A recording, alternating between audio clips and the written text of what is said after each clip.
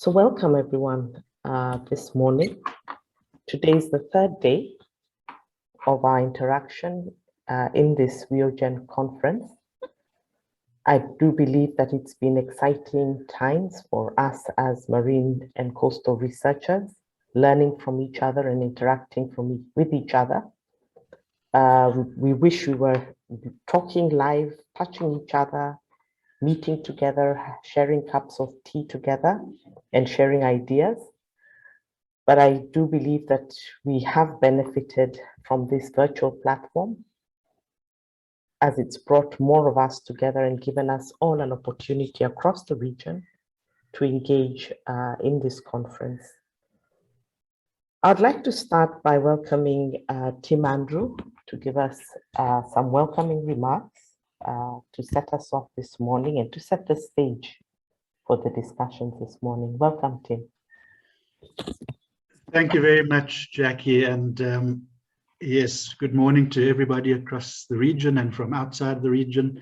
Great to see many friends, many familiar faces and some not so familiar. Yeah, and this is the third day of I think, a very productive and interesting few days. And I think it's designed to perhaps bring some of the discussions together, some of the subjects and information that has been presented together to try and link some of the science through to policy and then also to some practical action. And I think that's what today is really focused on doing. Just to introduce myself, I work with the Nairobi Convention Secretariat as the policy and governance person there, trying to synergize the work that we do over several different projects within the Western Indian Ocean, making sure that there's synergies between the different initiatives and also to try and increase the impact and the effectiveness of the work program of the Nairobi Convention. So the convention has been asked to put together this third day, mainly because we have an interest, or the countries of the region have a strong interest in developing a more effective ocean governance for the Western Indian Ocean.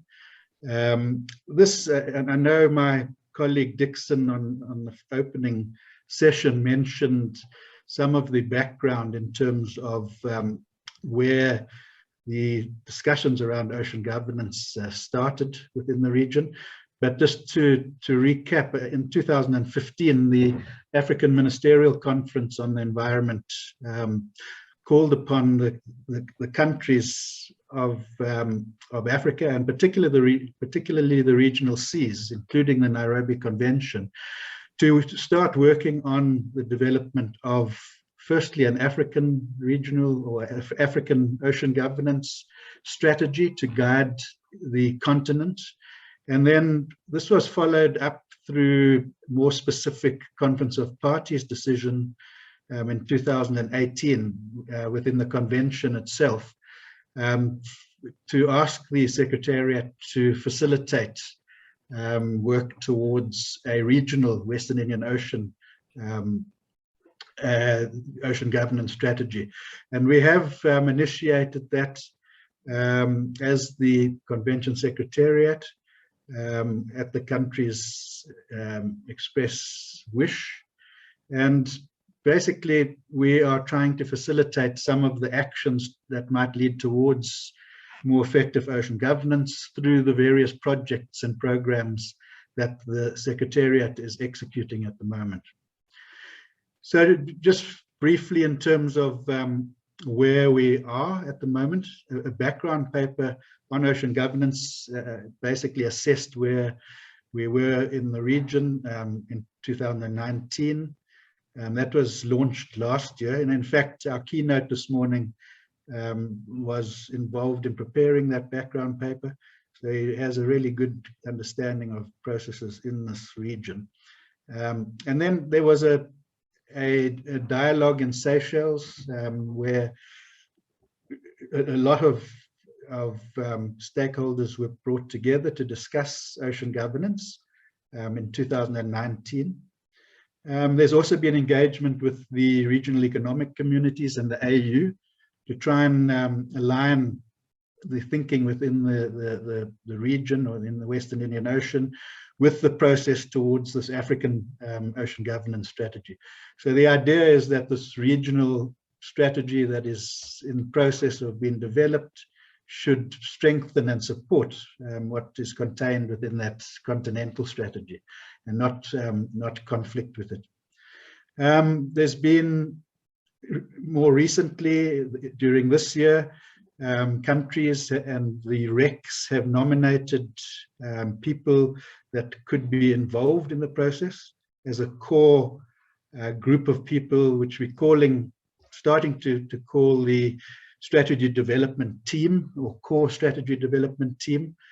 These are representatives from the different contracting parties in the region, as well as from the RECs, as well as the commissions that are active in the region. This group has already been through the International Ocean Institute training during September. So they went through that month-long training, so have had a very good grounding already on some issues around ocean governance.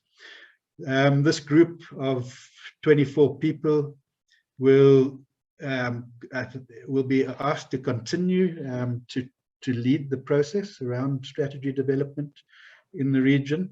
And especially next year, there's a plan for a series of subject-specific workshops that are designed to bring information or necessary information supporting science into the discussions. So there's a plan to hold specific discussions that would focus on MSP, for example, the fisheries environment nexus within the region, oil spill response, how to engage private sector more effectively, ABNJ and BBNJ issues in the region will be important element as well, maritime security, disaster and climate change response in the Western Indian Ocean, and also marine plastic pollution and trade, amongst other subjects. So that's planned through a series of interactions through next year, working towards coming up with a draft Western Indian Ocean governance strategy by the end of next year that then can be considered for political adoption by the parties of the convention. So that's where we are in the process, where we are moving towards.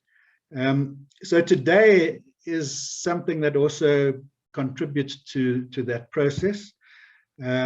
We've tried to put together a series of high-level presentations by leading experts from within the region and beyond on some important elements that could be considered whilst we move towards this ocean governance strategy development next year. So we look forward to that. I know that the keynote is going to be quite groundbreaking. I've been through the slides already and it looks extremely interesting. And Jacqueline, the chair, will introduce our keynote in a minute. And then we're hopefully going to finish the day with just a half an hour discussion amongst the presenters, the panelists, with some pre-prepared questions that could help to kind of stimulate further thought as we go forward and leave this 3-day conference. So I will finish there and hand back to Jacqueline, and thank you very much for that. Thank you very much, Tim. We are really grateful to the Nairobi Convention for bringing us together this day and for also putting together a very strong program from which I believe we will learn a great deal. I can see we are now a crowd. We are 51 participants that have joined. I'll introduce myself. I didn't do that earlier. My name is Dr. Jacqueline Nuku. I'm the president of WIOMSA and also a scientist, a researcher at the Kenya Marine and Fisheries Research Institute.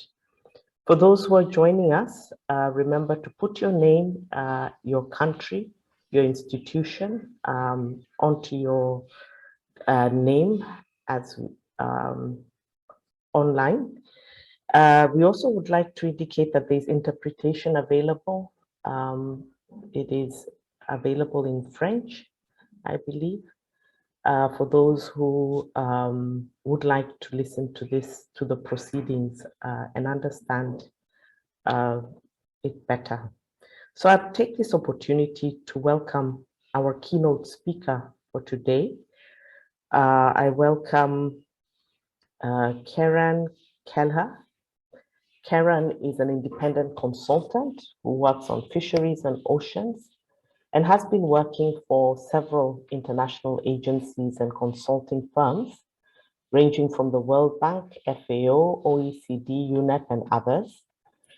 He's a former fisheries team leader at the World Bank, retired, and manager of the World Bank Global Partnership on Fisheries. His background is in marine biology, business management, and marine law. Before joining the World Bank, he spent most of his career advising on fisheries and marine affairs to governments in developing countries of Asia, Pacific, and Africa. He has worked in over 60 countries, including working as a fisherman, a fish farmer, a manager of a fisher cooperative, a project manager, a fisheries scientist, as well as a university lecturer. So I do believe he's very well suited to give us this keynote to spur up change and new thoughts in this field. He's currently working on work that focuses on global and regional issues in ocean governance, fisheries, marine environmental law, and ocean economy. And I'd like to welcome him to just share his thoughts with us on this day. Welcome, Kieran. Thank you very much, Jacqueline.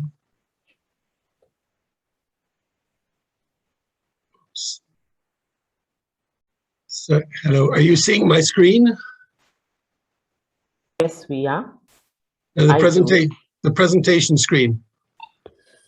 I see a background screen. Oh, wait 1 second. Yeah.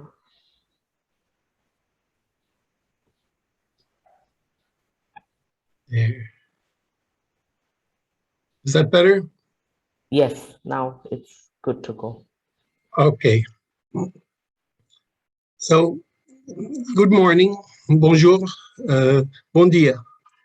Directors, scientists, ocean managers, professors and senior officials, young scientists, ladies and gentlemen. I wish to thank WIOGEN for inviting me to talk to you today. It's an honor, a pleasure to be invited. I'd like also to thank the presenters for some fascinating insights that they've given during the last 2 days. I'm not entirely sure why they invited an ex-fisherman and an ex-banker to talk, but I've lived and worked in the region at various times since the mid-1980s and worked in all the countries of the Western Indian Ocean, so I have some knowledge of the region. Hockey indicated that I could talk on whatever subject I wished. First, I thought about presenting a recent regional study on marine plastics and marine plastic pollution. Then I thought that perhaps deep sea mining is a more insidious threat. Finally, I opted for a discussion on the interface between science and regional ocean governance. I must admit I'm not very happy with the result, as I have many unresolved questions. So I hope you'll forgive me if I throw you the occasional curveball or question to which I don't have a good answer.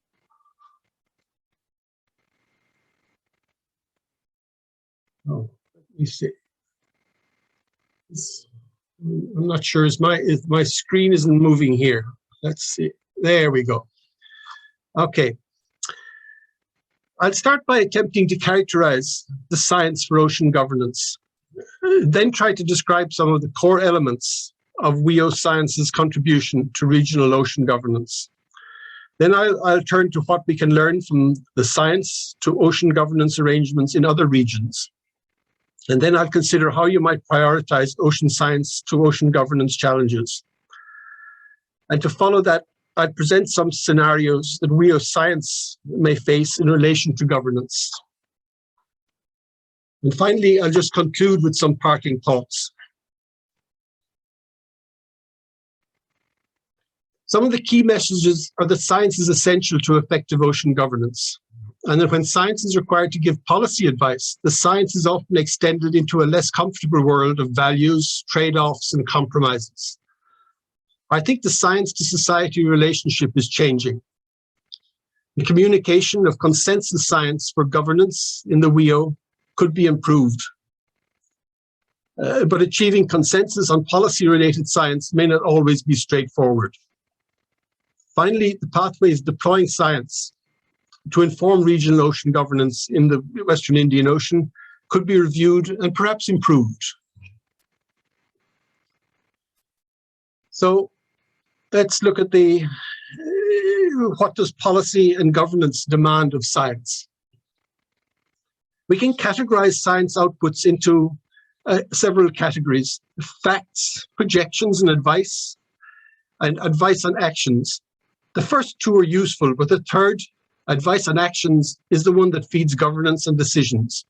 And I'm just taking an example. For example, the Western Indian Ocean temperatures have increased by a certain amount, by a certain number of degrees centigrade. The projections or risk assessments on coral reef cover are that there will be a decrease by a certain percentage per year as a result of ocean warming and acidification. The advice on actions, well, the advice might be that it's unlikely that you can halt ocean warming or acidification, so you need to slow the loss of coral cover by reducing other stressors, such as nutrient runoff or overfishing. So what do decision makers require? Well, they require clarity, certainty, confidence, and effective communication to the public, and perhaps additional science. They will come up with other questions which science will have to address. Clearly, the question of certainty can be problematic for science. And then for each action, there can be a consensus, or there can be considerable dissent, different interpretations or different opinions as to the action. And as Daniel P. Moynihan, the US Senator, said, you're entitled to your own opinions, but not your own facts. And sometimes there's questioning of the facts also. So the outcomes are shaped by not only the science, but beliefs, worldviews, values, trust in the science, the political convictions, and the way science is communicated. So the science will have to accommodate the dissent and address the dissent, and be prepared to address the questions and dissenting opinions. So turning to the other direction, what does science demand of governance? And this is largely in relation to national governments and the public inputs into science. Well, science demands acceptance of scientific facts, of objective truth and scientific logic.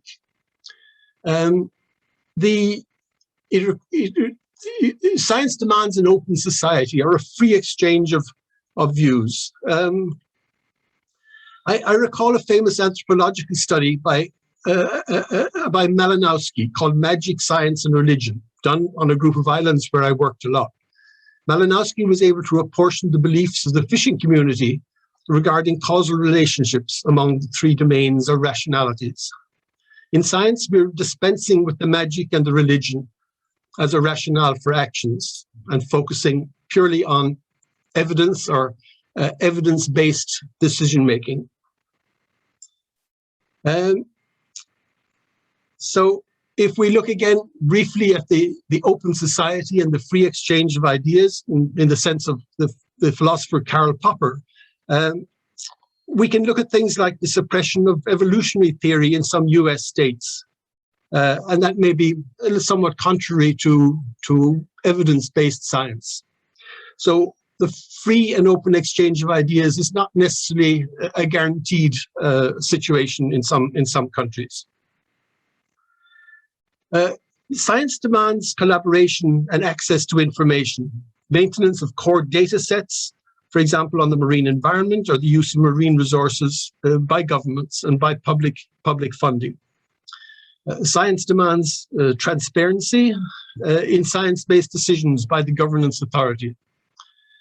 And demands also that support for science and scientific education for both advancing knowledge and sustainable social and economic development. And science demands that governance is engaged with them in setting and allocating support for scientific agendas. However, science also makes an assumption that governance understands the science is based on theories, assumptions, imperfect information, limits of the study of the questions. And unfortunately, this assumption is frequently invalid. The minister that you're advising is simply wants to know, wants certainty, and wants to avoid risk, wants the science to come down and give hard facts and hard opinions, and reduce the risks, the political risks that might be taken.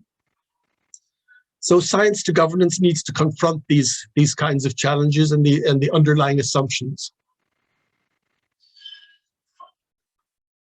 Let's look briefly at the sources for science. And when I'm talking about the sources of science, we're really talking about where does the support come from in terms of financing.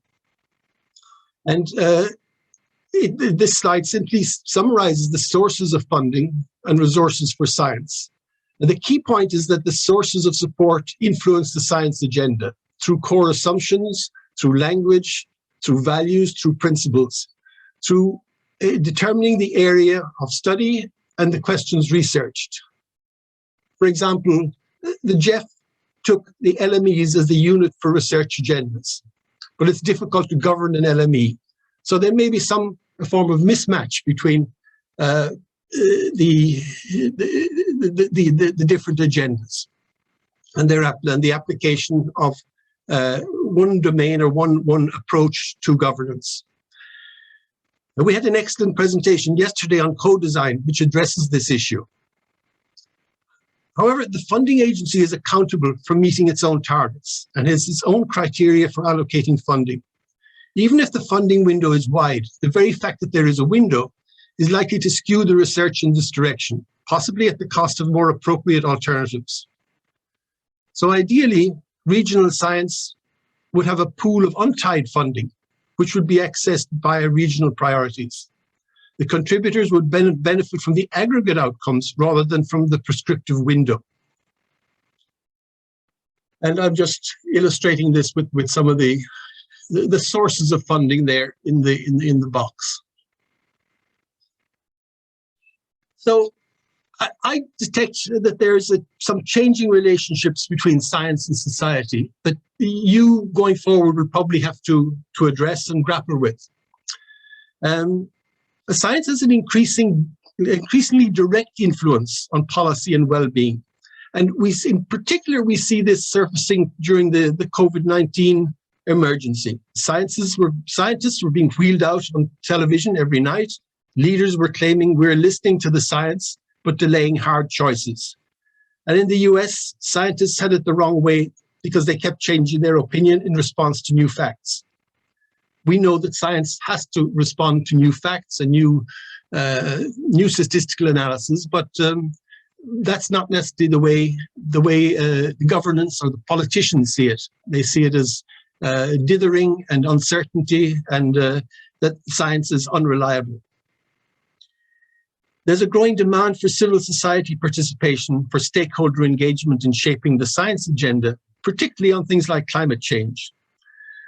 So there's a growing need to effectively communicate science, especially for science-based policy decisions. And then we have a competing new media, new popular facts. I get my science on Facebook. You could summarize it like that. change or environmental change, economic change is more frequent and extreme. Technology is introducing new departures, new challenges that impact on the environment, that impact on our way of using natural resources and so forth. And also there's a whole range of compounding effects leading to political, economic and environmental crisis, whether it's changing weather patterns, whether it's new forms of mining activities and so forth. So essentially, we cannot necessarily base our projections on the past trends because of this increasing uncertainty and the range of unknown influences, or the less well-known influences that are impeding our thinking. There are also too many overlapping or competing narratives occupying the limited institutional governance space. We can think about the climate agenda, the blue economy agenda, biodiversity agenda, the SDGs, human rights, ecosystem approach, MSP, circular economy. And each one tends to generate silos with different funding streams, with different targets and values. If we take things like EIAs, we're obliged to do EIAs for many of these projects. But is that simply determining an acceptable level of environmental damage? Now, I don't wish to undermine any of these approaches. They're all valuable, but we have to try to balance some of these activities in terms of the limited resources that are available. And then there's a whole range of integration and coordination issues. And the first keynote speaker from the Seychelles gave us a very interesting presentation on this in regard to the MSP in the Seychelles. Okay, so let's move on to the specifics of the Western Indian Ocean. And this slide is simply trying to reflect the mechanics of science to regional ocean governance. And on one side, on the left-hand side, we have the types of science content. On the others are the regional decision makers receiving the science. The key content will be ideally a consensus synthesis leading to actions. The issue is really how this regional consensus is developed, especially if there are contentious issues. Is it by national officials guided by national scientists, or is it hammered out by scientists working as an independent group? The second issue is how science is transmitted to the regional decisions, this arrow in the middle. Is it via separate national conduits, or is it via regional conduit? So is there some kind of a synthesis mechanism that comes up with a consensus view? The other points really relate to backstopping, to monitoring and review, the need for sharing information, for trust, transparency, and effective communication. And the other side really just lists the different decision makers, and I'm sure there are others and other mechanisms that could be included here. So this is really a question that you have to answer going forward. Is there a regional science agenda? WIAMSA organizes regular science conferences which have a comprehensive science portfolio. However, I'm not sure if there is what can be termed as a regional science agenda. If there is, where is it housed and how is it designed and managed? And we can ask a range of questions in relation to ocean governance and how does this agenda support regional ocean governance? What are the shared priorities that will benefit from greater regional science cooperation for governance? And do these issues feature in the current science portfolio? I think we can answer yes to many of these, but we need to kind of set it out with a somewhat more clarity. Is the program structured in a manner in which leads to regional governance actions? How can the gaps be filled or the science aligned more effectively? How can we strengthen the institutional arrangements with the RECs? And Tim already mentioned initiatives to try to do this. There are several regional task forces, but is there a need for an intergovernmental ocean science coordination mechanism? is there a need for some kind of an apex organization? In the previous slide, we looked at the delivery mechanisms and the organizations, and they have clearly have an important role. All these organizations listed here, the regional science channels, have an important role in delivering science to the decision makers. These are not questions we're likely to resolve today, but they may serve as food for thought for future dialogues. So let me move on to some thoughts or lessons that we might learn from ocean science to ocean governance arrangements in other regions. And I'm going to look at 4 different regions and 5 different scenarios. The first one is the way the EU science to governance, marine governance works. And it works through a legal arrangement. There's a law requiring that countries adhere to certain environmental and marine management standards. And there are scientifically determined sampling protocols, for example, for water quality or for biodiversity, marine biodiversity. And there's independent monitoring and evaluation of the national performance. The science to governance mechanism works through the European Commission, essentially the secretariat for the EU. And there's a panel of chief scientific advisors, and they're independently selected. There's a high-level group which supports this panel. And there's also a consortium of a whole range of academies or institutions. And then in terms of allocating the financing, there's competitive bidding, usually by pan-European consortia. In other words, you have institutes from various countries coming together to compete for targeted research funds. There's also specialized scientific institutions such as ICES for fisheries and OSPAR on the marine environment. And then there's also a range of networks such as the Euro-Marine Network, which with 60 different organizations such as, which includes NGOs, research institutes, and so forth. So basically there's a legal mandate, and so it's supported by a whole range of administrative, of fixed administrative arrangements to ensure the flow of science to governance. The Arctic Ocean has a specific agreement on enhancing international Arctic scientific cooperation, and it provides a framework for cooperation for data sharing and intellectual property rights. And then there's a whole range of intergovernmental task forces on specific issues, particularly on things like pollution, black carbon or emissions from shipping is a major issue in the Arctic, mainly because it covers the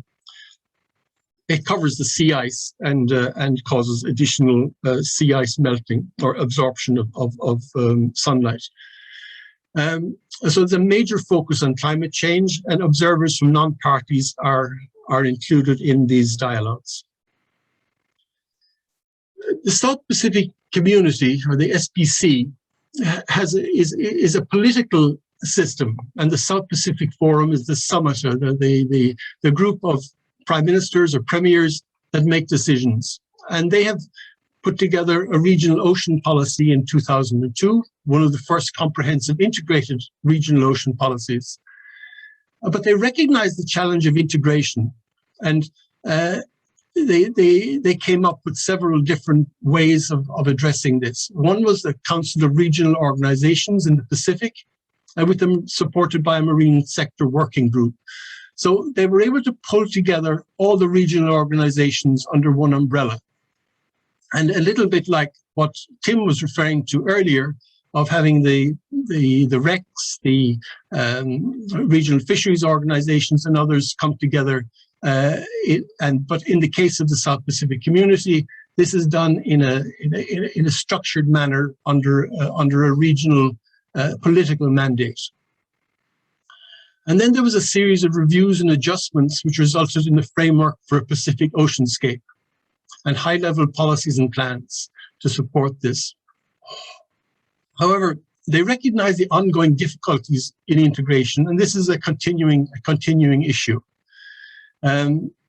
They also recognize that it was difficult to apply some of these integrated systems, such as eco-based management, too abstract or complex for the resource managers on the ground, and the resources are stretched to even undertake more traditional approaches.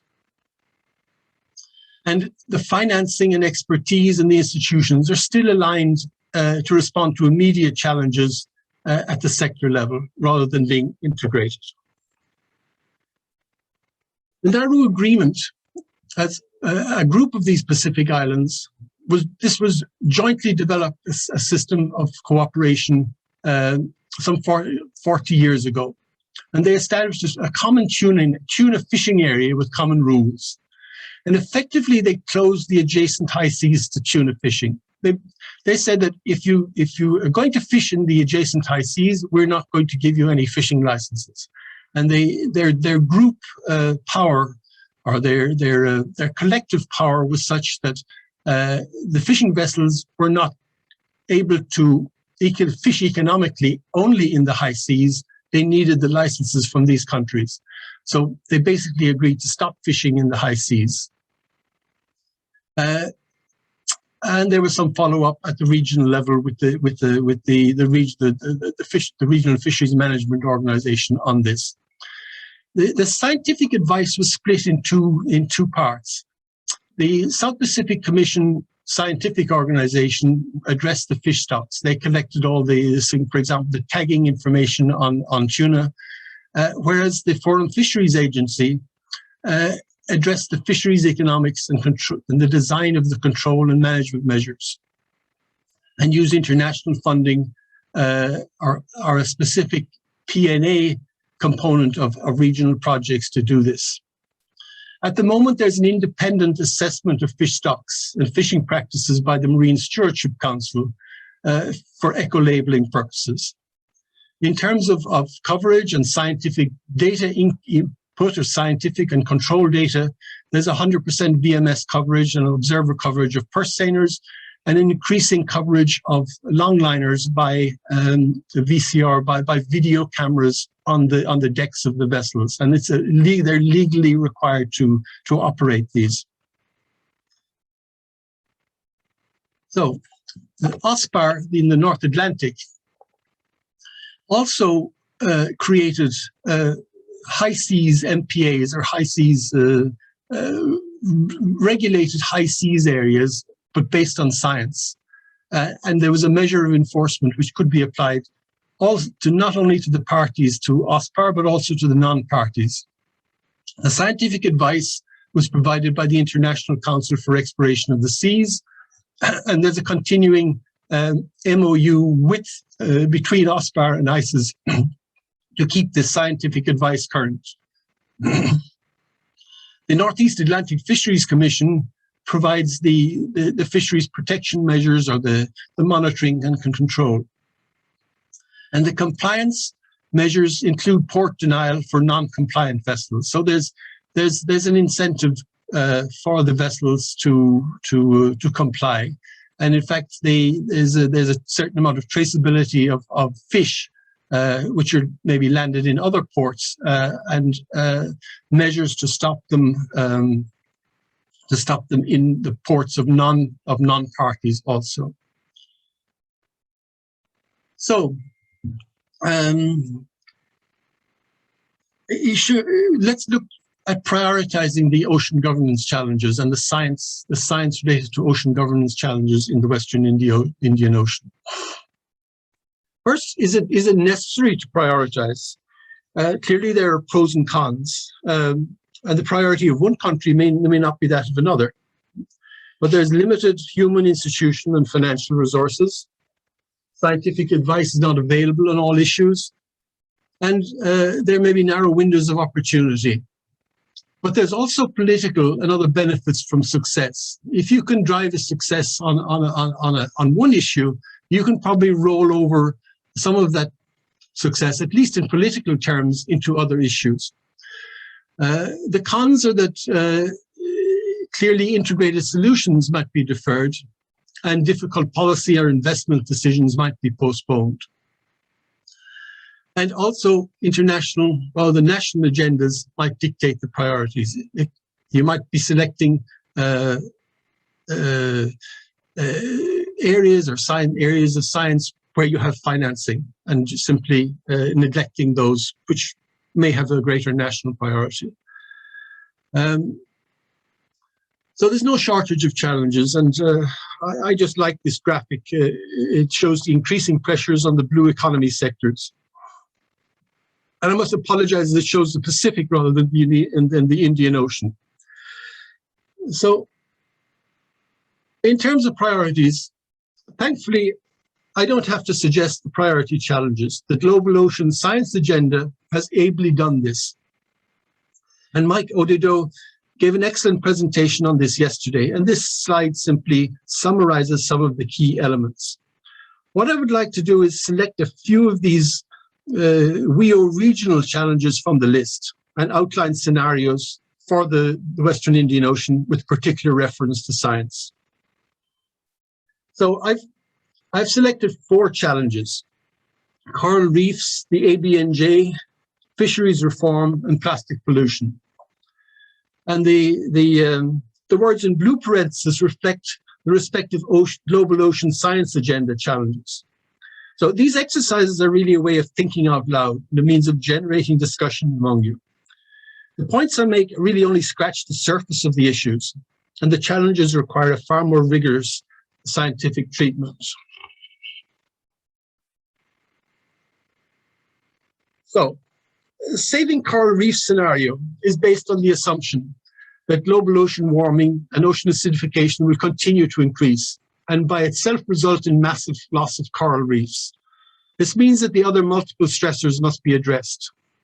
I'm putting fisheries to one side as there's been much work done on coral reef fisheries. Their major remaining stressor is pollution of various forms, notably from agricultural runoff and untreated wastewater, and siltation from deforestation or changing land use. Reducing agricultural runoff requires major change in land use patterns and practices. Treatment of wastewater requires major infrastructure investment. The scale of the investment required is not really reflected in public investment plans. The challenge for a multidisciplinary science is to identify the scale of investments required and prepare a justification for the investments based on the evidence that investments will make a significant difference to coral reef ecosystem health. And there's a second part to this, and that's on the ocean acidification. And I just want to point, and this is really, it's to try to consider an institutional and legal gap-filling exercise to separate the emissions of CO2 from other greenhouse gas emissions in the UNFCCC and in other dialogues. And the reason for this is there's a direct causal link between CO2 emissions and ocean acidification. And states already have an obligation to prevent, reduce, and control ocean pollution, including through the atmosphere. However, the norms for state behavior to implement this obligation do not exist. So it would be useful to consider draft norms on state obligations to prevent, reduce, and control CO2 ocean pollution. Ideally, there would be a specific CO2 global emissions targets and the nationally determined commitments would be expressed not only in greenhouse gas, but also as a specific CO2 component within the UNFCCC processes. So I think we're a long way from doing any of this, but it's simply pointing out some legal and gaps in the processes that are currently underway. So, moving on to the ABNJ. It's likely that an ABNJ or BBNJ convention could take a decade or more. They've already changed the name from ABNJ to BBNJ and diluted, if you like, some of the aspects of it. So it might take a long time. And is there a need for some regional implementations, regional or interim regional arrangements, seeing as that regional implementation arrangements will still have to be developed, even if there is a convention agreed. And the point, I think, is that most of the legal authorities already exist through international instruments on fisheries, on shipping, on compliance, and on maritime security. And the Nairobi Convention already has a mandate to develop ABNG scenarios. So you might consider building on the high seas innovations in the Arctic, OSPAR, PNA, Mediterranean, and other areas. And the Nairobi Convention could initiate a scientific and governance dialogue on designating the Western Indian Ocean ABNJ as a high seas MPA, either in its entirety or as in parts. And then consider means of coordinating the existing management arrangements or instruments and filling the gaps. So let's move on to fisheries reform. And restoring depleted fisheries requires reforms, and many of the fisheries in the region are substantially depleted. And the reforms incur economic and political costs. And the political decisions are influenced by economic arguments. In 2008, we prepared a study called The Sunken Billions that estimated the global losses from mismanaged marine fisheries. And the idea was to target not the fisheries ministers, but the finance ministers, and point out that there was a potential benefits from these reforms, and that these potential benefits outweighed the costs of the reforms. When you extrapolate these estimates to the Western Indian Ocean, you're looking at over 200 million a year in potential benefits from reforming the fisheries. And this was in 2008, and since then there's been some additional depletion, for example, in some of the tuna fisheries. The approach was used to drive a reform of the world's largest fishery, the Peru anchoveta fishery, and a project that we put in place changed the structure of the fishery from an accumulated industry debt of almost of moving towards $1 billion to profits of about $500 million per year. And the conclusion is that really communicating sustainable fisheries in terms of economic opportunities can drive the political will for reforms. Now let's look briefly at marine plastic pollution. And again, we're looking at the talk of a regional convention, but that hasn't even started at the moment, and it could take decades. So again, you could consider some kind of regional framework program to combat marine plastic pollution. And a science-based program could look at developing country-specific action plans, and this would enable access to resources to implement the plans. You set out a clear plan and cost the plan, and you have some chance of getting financing for it, particularly for the solid waste management, which is particularly costly. And also develop a regional action plan as a means to support the science, the technology, and the innovation for a plastic circular economy, and engage the RECs to establish regional norms and measures, particularly on harmonized regional measures on trade in waste plastic. For example, the small island countries cannot recycle many of the plastic products, and they need to be aggregated so that you have economies of scale in recycling. And then you need a mechanism to access and deliver the resources and the investment in things like recycling. So they are the scenarios, and just briefly moving forward.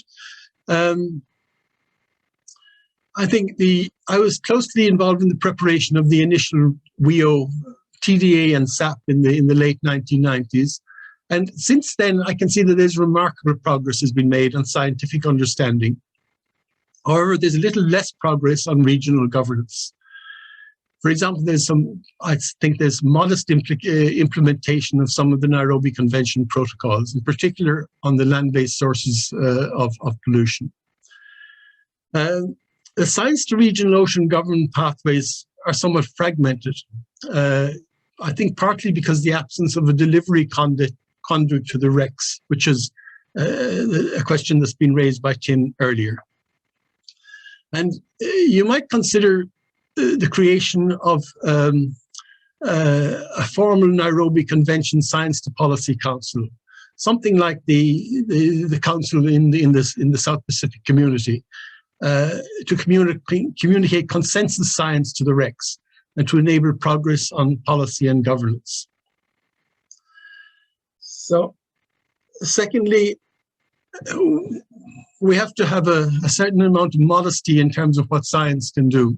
And I like this quotation that science is called upon to guide policymakers in managing complex problems. And it's like asking an expert on heart disease to do a heart transplant. So acting on the science can be quite difficult. So we have to recognize the limits to scientific advice, and that the scientific facts are just abstractions of reality. Ideally, we need tight feedback loops to test the assumptions and test the recommendations. However, the feedback can be slow and perhaps not very not a good basis for decisions. It's ambiguous, debatable. There's so many outside influences in an open ocean system, and policy must be capable of adjusting to changing scientific advice. And I mentioned this in relation to COVID-19 earlier, that the facts change and the advice must change, but the political commitments have already been made, so that the escape hatches need to be built into the scientific advice and the way the actions are structured.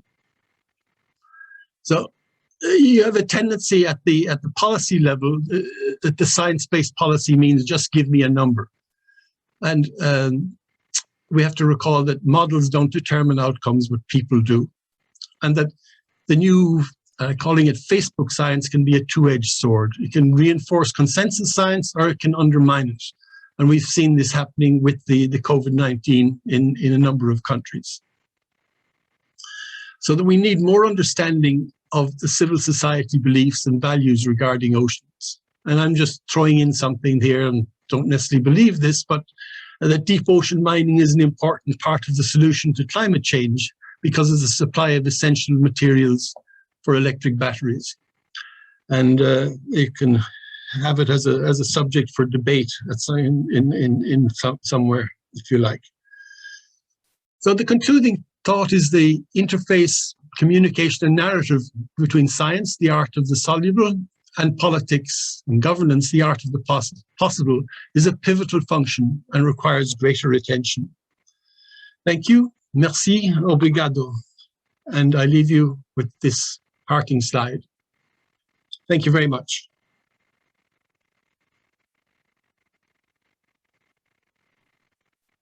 Thank you very, very much, Kieran. I love the last slide.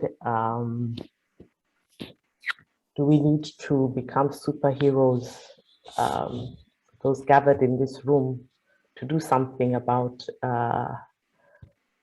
the science to policy interface? Thank you so much for those thoughts.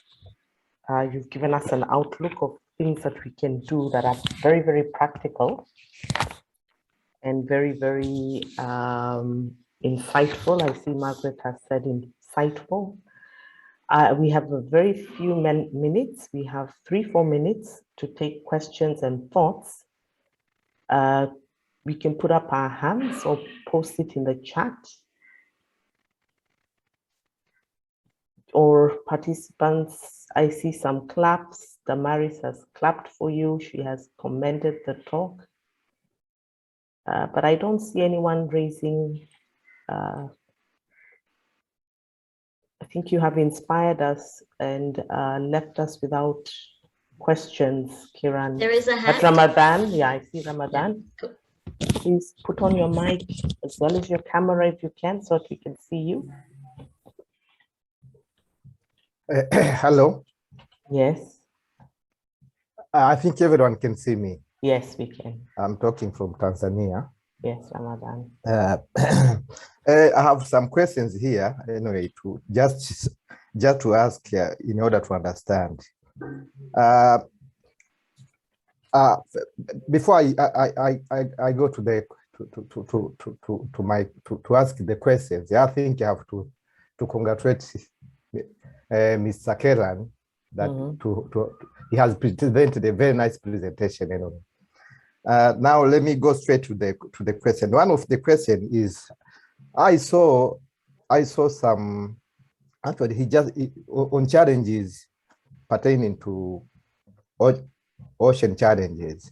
One of the challenges is blue economy. My question is, if you're saying blue economy is one of the challenges when it comes to ocean challenges, and I mean ocean governance, I think we have to be specific, because if you say blue economy should be termed as a challenge, the whole thing, you know, if you say blue economy is a challenge, it means even in, I think everyone knows that it encompasses a lot. When you say blue economy, you are talking even mariculture, you are talking gas and oil explorations and all that. So in my view, I think the presenter would say that if blue would say that there are some components in the blue economy, when we address the blue economy, there are some components which actually has got some challenges on the ocean governances, like gas and oil projects. Those ones that I think we can legally say those have got some challenges when it comes to ocean governance. But with the marine, with the aquaculture or mariculture, it cannot be addressed as one of the challenges. So, Mr. Keller, my advice on that you have to be specific when you talk about challenges which actually exacts some effects on the ocean governances. You have to be specific, not just generalizing the whole thing that blue economy is one of the challenge. That is one. Ramadan, yeah. Can you be very fast? I don't want to Okay. cut you short, just summarize because of time. And we have one more person who has a question. Okay. Yeah. Another thing is, actually, this is just a suggestion that we need to communicate scientifically. You know, I don't know if I just got it correctly, but I think that's how it is. That we have a lot of research in Africa, I can say, particularly along the coast. People are doing research in fisheries, and so we fail to communicate. I think most of the research which are being done by most of our scientists is just because of most of the funds are not from our governments. The funds are just from outside there. So whenever if someone has funded you, actually the interest of the funder is just an output. But communication is another thing, and that one should be a program maybe, or addressed by the country, addressed by some of the countries which they think that a particular research is very significant to the community. But the interest of the funders is just an output. So Ramadan, I will stop you there. I hope you don't mind. I think those are critical, very critical questions. Those two questions, I think, are enough. Okay, thank you. I want Fulanda to give a thought. I don't want to extend this question and answer. We still have a panel discussion later in the day. If you look at your program, so we could also bring up those questions and issues into the panel discussion, because a lot will come out from the other speakers. Fulanda, Dr. Fulanda quickly, and then Dr. Bosire, I saw your hand up, but just one thought. Yeah. Thank you, Thank you. Daktari. Yes. Yeah, I hope everybody can hear me. Mine is will be very brief. I'm just looking at what Professor Keller said when he said the agencies which are funding the research actually drive the research agenda. But I'm also looking at what we say as scientists. For example, based on the presentation you have made, isn't it also us, the scientists, who are also driving the research agenda? Because based on what we put forward, this would basically go to the guys who do the policy thing and then release the call for funding, which is actually based on what we say in most of these conferences. What do you think? Thank you. Thank you, Fulanda. Dr. Bosire. Good morning, colleagues. Thank you, Chair. I will be very brief. Maybe this is it's a broad question, so not to Kieran only. Kieran, thank you for the presentation. We may discuss it later, but we may have a response now. The next 10 years actually provide a great opportunity for science to significantly influence policy. We are calling the next 10 years the super decade. You know, talking about the SDGs culminating 2030, the post-2020 global diversity framework discussions, a decade of ocean science, a decade of ecosystem restoration, among others, including the Paris 2015 agreement. So the next 10 years provide a great opportunity for science to influence policy. My only question is, since it is the governments who normally make these global commitments in terms of delivery, how can the business case be strengthened to ensure that governments prioritize increasing or giving funds to research, which then can enable the governments to actually get the information they need for them to deliver towards their global commitments? The business case for government to increase funding towards research. Thank you. So Kieran, I'll give you a few minutes to respond collectively to what has been shared. Okay, thank you. I agree with the comments of the speakers. Firstly, on the blue economy challenge, that's really taken from the global oceans agenda and the science, the list of challenges prepared by under the ocean science. Clearly, there's a whole range of issues bundled into and packaged under the heading of blue economy, and the blue economy is really a packaging exercise. I think more than an initiative in itself. It's simply putting a sustainable label on many of the activities which were already underway and many of the challenges which were already being placed. And I remember maybe more than 10 years ago writing papers for the OECD, calling them greening the blue economy. And that was really before we were using the term blue economy, and it was still a green economy applied to the oceans. So on the question of who sets the science agenda, I think that's quite an open question. I think unconsciously some of the funding agencies are setting the agenda, and unconsciously some of the scientists in developing countries are accepting this agenda. So I think it's an interesting question to debate. What's the weight of the inputs from, for example, Western Indian Ocean scientists and the various funding agencies? I don't have the answer to that. I think the scientists in the region will have a much better grasp of this. On the third one, on the business case, I think I've outlined a number of issues in the scenarios that where you would need to construct a business case. So, for example, if you want to fix coral reefs, I think you will have to address things like the runoff or wastewater treatment, and that's a major cost. And the question is whether the cost involved in building wastewater treatment plants is justified in terms of the benefits from tourism, for example.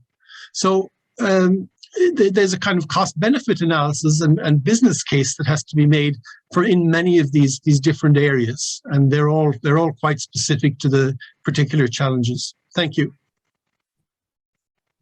Thank you very, very much, Kieran. I think you have inspired our participants, including myself. I'll hold on my questions. I think I had a few thoughts to much later when we can probably dialogue around them. I'd like to move on to